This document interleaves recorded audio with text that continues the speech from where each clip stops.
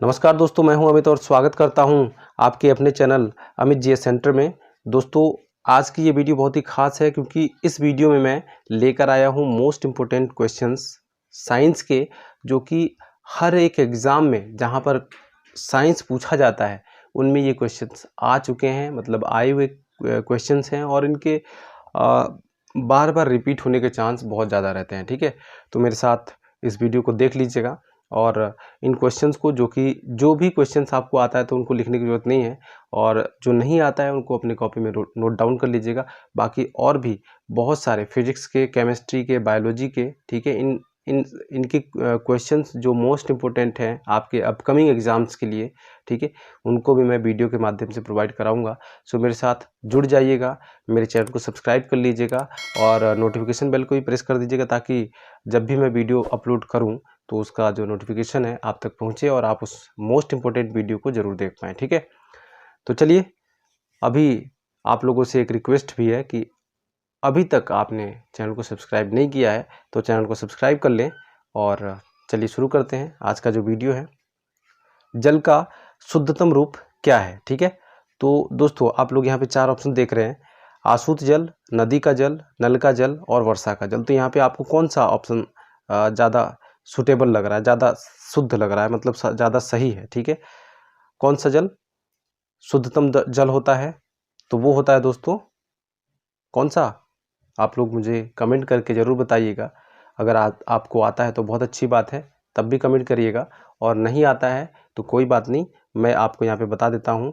जो जल का शुद्धतम रूप है वो है वर्षा का जल। ठीक है, आप इसमें कंफ्यूज मत होइएगा कि आशुद्ध जल है, नदी का जल है, नल का जल है। ठीक है, नल का जल हम पीते तो हैं, लेकिन उसमें बहुत सारे पार्टिकल्स होते हैं। ठीक है, खनिज पार्टिकल्स होते हैं। ठीक है, तो इसलिए हम उसको शुद्ध नहीं कह सकते। शुद्ध किसको कहेंगे? जिसमें पार्टिकल्स ना हो। ठीक है, अब वर्षा का जल कहोगे शुद्ध नहीं, शुद्ध होता है तो हम पिएंगे कैसे, पीते क्यों नहीं है? ठीक है, तो देखिए, जब वर्षा का जल नीचे की तरफ आ रहा होता है तो रास्ते में बहुत सारा धूल के कण जो होते हैं हमारे वायुमंडल में, वो उसमें घुल जाते हैं, इसलिए वो अशुद्ध हो जाता है। लेकिन होता क्या है, अपने आप में प्योर होता है। ठीक है, तो वर्षा का जो जल है वो सबसे शुद्धतम माना गया है। ठीक है, और साइंस की दृष्टि से। ओके, चलिए अगला प्रश्न देख लेते हैं। पेप्सिन होता है, पेप्सिन आपने सुना होगा बहुत बार, पेप्सिन। ठीक है, तो ये क्या होता है? ऑप्शंस है पोषक तत्व, विटामिन, एंजाइम और हार्मोन्स। ठीक है, तो यहाँ पर जो पेप्सिन्स होता है, पेप्सिन्स जो होते हैं वो क्या होते हैं? एंजाइम होते हैं। ठीक है, ऑप्शन नंबर यहाँ पर 3 हो जाएगा। ठीक है, ये जो एंजाइम है, पेप्सिन एंजाइम, ये इसका कार्य क्या होता है? तो इसका कार्य होता है जो प्रोटीन्स होते हैं इनको पचाना, यानी कि प्रोटीन्स को पेप्टोन्स में बदल देना। ठीक है ना, चलिए अब देख लेते हैं अगला बहुत ही महत्वपूर्ण प्रश्न को। ठीक है, ये देखिए, प्रश्न नंबर 3 है, ग्लूकोज का ग्लाइकोजन में परिवर्तन यकृत में होता है, परंतु इसका संग्रह कहाँ होता है? तो आप लोगों को पता है कि ग्लूकोज का हमारे बॉडी में, ठीक है, एक जगह इसका ग्लाइकोजन में कन्वर्जन होता है। ठीक है, कन्वर्ट हो जाता है, ग्लूकोज जो है ग्लाइकोजन में कन्वर्ट हो जाता है, जो ग्लूकोज यूज नहीं हो पाता है हमारे बॉडी में। ठीक है, कुछ ग्लूकोज जो होते हैं वो क्या होते हैं, वो श्वसन क्रिया में यूज हो जाते हैं। ठीक है, उसके अलावा जो बच जाते हैं, ठीक है, तो उनका जो स्टोरेज कहाँ होता है? आप देखिए यहाँ पे ऑप्शन दिया हुआ है, यकृत में, तिल्ली में, यकृत व मांसपेशियों में और हड्डियों में। ठीक है, तो बहुत सारे लोग कहेंगे कि यकृत में, तो यहाँ पर अगर ऑप्शन नंबर 3 नहीं दिया होता, यकृत व मांसपेशियों में, तो यकृत सही हो जाता। ठीक है, खाली अगर मांसपेशी दी होती तो यहाँ पे थोड़ा सा ये ऑप्शन नंबर 3 गलत होने का चांस था। ठीक है, ये गलत होने का चांस था, लेकिन अभी यहाँ पर क्या है कि यकृत और मांसपेशी दोनों दी हैं। ठीक है, तो ग्लाइकोजन जो है यकृत में भी स्टोर होता है और मांसपेशियों में भी स्टोर होता है। ठीक है, तो यहाँ पे ऑप्शन नंबर 3 करेक्ट हो जाएगा। ठीक है, चलिए ऑप्शन नंबर 3 यहाँ पर करेक्ट है। अगर वीडियो अच्छी लग रही हो, क्वेश्चंस अच्छे हैं, तो लाइक करके मुझे ज़रूर बताइएगा, कमेंट करके भी मुझे बताइएगा कि वीडियो कैसी है, क्वेश्चंस कैसे हैं। ठीक है, चलिए अगला प्रश्न देख लेते हैं। मानव की उत्पत्ति किस युग में हुआ था? ठीक है, तो यहाँ पर देखिए 4 ऑप्शन दिए हुए हैं, ये चारों युग हैं। ठीक है, मायोसीन, प्लायोसीन, ओलिगोसीन, इनमें से कोई नहीं। ठीक, तो मानव की उत्पत्ति जो है ऑप्शन नंबर 2 जो है यहाँ पे करेक्ट हो जाएगा, प्लायोसीन, ठीक है, युग में हुआ था। कौन से युग में हुआ था? प्लायोसीन युग में हुआ था। अगला प्रश्न देख लेते हैं। अगला प्रश्न है, गन्ने के रस में कौन सी शर्करा होती है? बहुत इंपॉर्टेंट है। गन्ने के रस में कौन सी शर्करा होती है दोस्तों? तो कौन सी शर्करा होती है? तो ये होती है, अच्छा चलिए आप लोगों को मैं समय देता हूँ, थोड़ा सा आप कमेंट करके मुझे ज़रूर बताइए इसको पहले लिख के, ठीक है, कौन सी शर्करा होती है, कमेंट कर दीजिए फटाफट। चलिए आप लोगों ने, उम्मीद करता हूँ कि कमेंट कर दिया होगा। तो इसका जो राइट आंसर है मैं बता देता हूँ, इसका जो राइट आंसर है वो है सुक्रोज, ठीक है। चलिए अगला प्रश्न देख लेते हैं। अगला प्रश्न है, बेरी बेरी रोग किस विटामिन की कमी से होता है? अब देखिए बेरी बेरी रोग बहुत बार पढ़े होंगे आप, 6 में, 7th में, 8th में, 9th में, ठीक है, और 10th में, 12th में, 11th में, ठीक है। लेकिन कई बार होता है कि हम लोग हल्के में ले लेते हैं और वो चीज़ें जो है धीरे धीरे हमारे माइंड से निकल जाती हैं। तो यहाँ पे बेरी बेरी रोग जो है, आप लोगों को, बहुत सारे लोगों को पता होगा, जिनको नहीं पता है कोई बात नहीं, आज आप यहाँ पर जान जाएंगे कि कौन से विटामिन की कमी से होता है, ठीक है। तो बेरी बेरी रोग जो है विटामिन B1 की कमी से होता है, ठीक है। किसकी कमी से? विटामिन B1 की कमी से। विटामिन A की कमी से कौन सा रोग होता है? आपको पता है, रतौंधी रोग होता है, ठीक है। और विटामिन C की कमी से कौन सा रोग होता है? तो स्कर्वी रोग होता है, ओके। चलिए अगला प्रश्न देख लेते हैं। तो अगला प्रश्न है, अमोनिया के निर्माण में काम आने वाली गैस है, ठीक है। यहाँ पे ऑप्शन देखिए, अमोनिया का जो निर्माण होता है, यानी कि कंपोजिशन कौन कौन से हैं, कंपोनेंट कौन कौन से हैं जिनसे वो मिलके अमोनिया का निर्माण होता है, वो 2 गैसें हैं। कौन कौन सी गैसें हैं? तो वो है नाइट्रोजन और हाइड्रोजन। ऑप्शन नंबर 3 यहाँ पर करेक्ट हो जाएगा, ठीक है।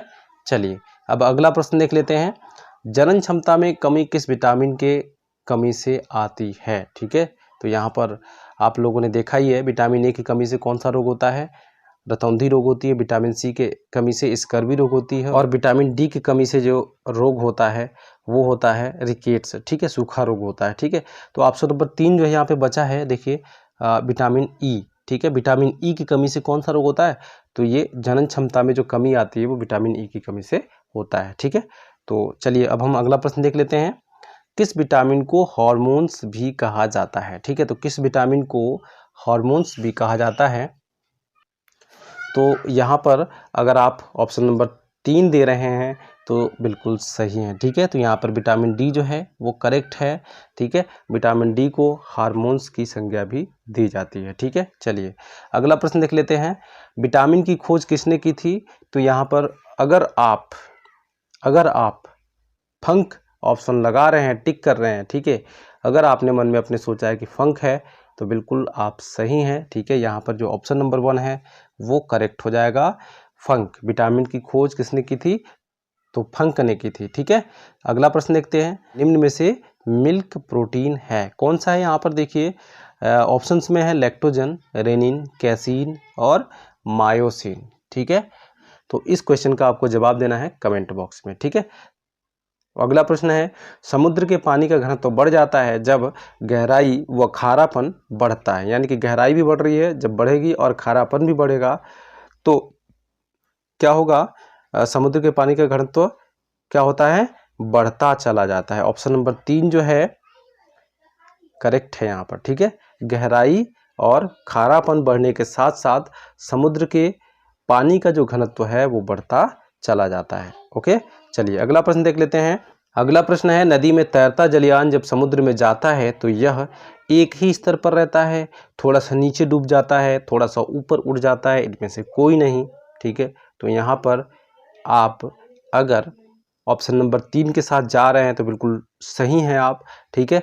ऑप्शन नंबर 3 यहाँ पर बिल्कुल सही है, ठीक है। थोड़ा सा ऊपर उठ जाता है क्योंकि जो नदी का जल का जो घनत्व है, ठीक है, समुद्र के जल के घनत्व से कम होता है, यानी कि समुद्र, कह सकते हैं कि समुद्र के जल का घनत्व क्या होता है? नदी के जल के घनत्व से अधिक होता है। इसलिए जो जहाज होती है, जलयान होती है, वो क्या होती है? थोड़ा सा उसका स्तर ऊपर उठ जाता है अपेक्षाकृत नदी में तैरने के, ठीक है। चलिए अगला प्रश्न देख लेते हैं। अगला प्रश्न है, वायुमंडलीय दाब किससे मापा जाता है, ठीक है। तो वायुमंडलीय दाब किससे मापा जाता है? तो यहाँ पर जो ऑप्शन नंबर 1 है वो करेक्ट है, ठीक है। बिल्कुल आप सही सोच रहे थे, बैरोमीटर से ही। अच्छा, एनीमोमीटर से क्या मापा जाता है पता है आपको? एनीमोमीटर, तो एनीमोमीटर से हवा की गति मापी जाती है, ठीक है। और हाइड्रोमीटर, हाइड्रोमीटर हमारे वायुमंडल की जो आर्द्रता है, ठीक है, हमारे आसपास की जो अगर आर्द्रता मापना है तो किससे मापेंगे? हाइड्रोमीटर से मापेंगे, ठीक है। अल्टीमीटर का क्या काम होता है? तो अल्टीमीटर का काम होता है उड़ते हुए विमान की ऊंचाई को मापना, ठीक है। क्या करना?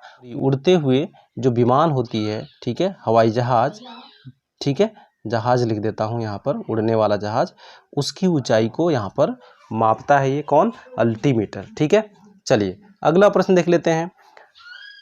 रेलिंग, सॉरी यहाँ पर क्या है?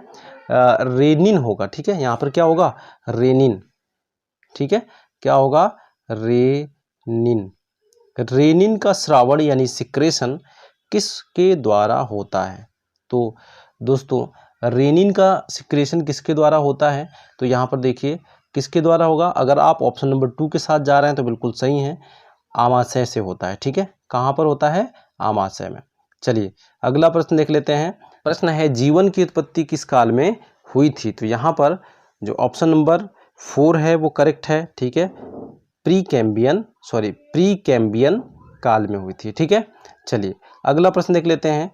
चट्टानों पर रंगीन चित्रकारी सर्वप्रथम किसने की थी? किसने की थी दोस्तों? सर्वप्रथम किसने की थी?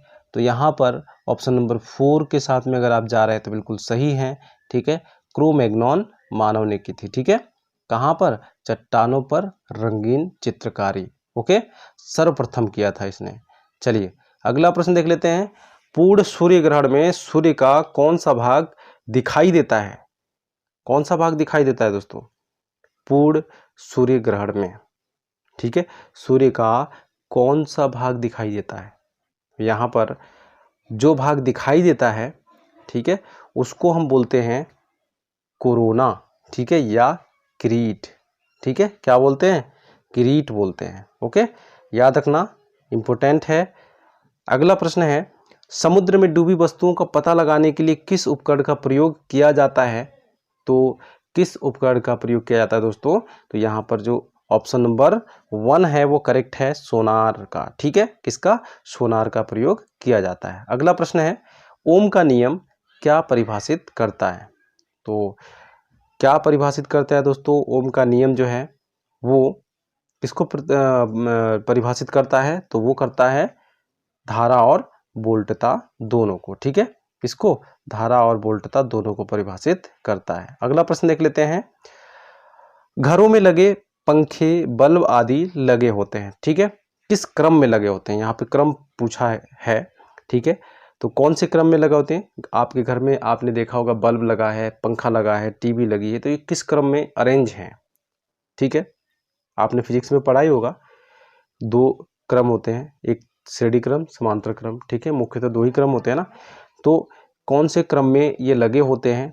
तो यहाँ पर अगर आप श्रेणी क्रम में जाते हैं तो ये गलत है, ठीक है, श्रेणी क्रम में नहीं होगा, समांतर क्रम में होगा सही, ठीक है। तो यहाँ पर ऑप्शन नंबर 3 जो है वो करेक्ट है, समांतर क्रम में लगे होते हैं। समांतर क्रम में लगाने का ये फायदा होता है कि शुरू वाले घर से और आखिरी वाले रूम तक, शुरू वाले रूम से आखिरी वाले रूम तक लाइट एक बराबर रहेगी, ठीक है। और अगर श्रेणी क्रम में लगा देंगे तो क्या होगा? शुरुआत वाले में ज़्यादा, अगले वाले में थोड़ा कम, अगले वाले में थोड़ा कम, लास्ट वाले में बहुत कम हो जाएगा, ठीक है। तो ये चीज़ इसीलिए हम घरों में क्या करते हैं, जो पंखे और बल्ब लगे होते हैं उनको श्रेणी क्रम में जोड़ते हैं, ठीक है। तो दोस्तों आज के वीडियो में इतना ही, वीडियो बहुत ज़्यादा लंबी हो जाएगी, तो मिलते हैं अगले वीडियो में। और उम्मीद करता हूँ कि आपको वीडियो पसंद आया होगा, और वीडियो पसंद आई तो वीडियो को लाइक करिएगा, दोस्तों को शेयर कर दीजिएगा, ताकि उनको भी ये क्वेश्चंस प्रोवाइड हो सकें और वो भी हमारे साथ जुड़ सकें, मैं भी उनके साथ जुड़ सकूं, ठीक है।